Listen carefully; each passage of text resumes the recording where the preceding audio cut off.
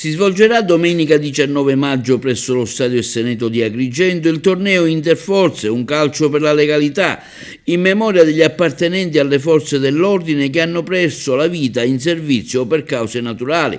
A sfidarsi saranno le squadre della Polizia di Stato, dei Carabinieri, della Guardia di Finanza, della Polizia Penitenziaria, dei Vigili del Fuoco, la palestra Wellness, Amici della Polizia. Le partite di calcio a 11 avranno una durata di 25 minuti e ogni squadra potrà avere un massimo di 16 partecipanti. Al termine della fase eliminatoria, le prime 4 squadre che otterranno più punti accederanno alle semifinali. Al termine del torneo saranno premiate le prime 4 classificate, il miglior portiere, il miglior giocatore del torneo, il direttore di gara, il maresciallo della Guardia di Finanza Gregorio Flamina della sezione AIA di Agrigento e l'ispettore di polizia Orazio Tomarchio. Prima del calcio d'inizio, che sarà alle 9:30, i saluti del questore di Agrigento Tommaso Palumbo e la benedizione del torneo.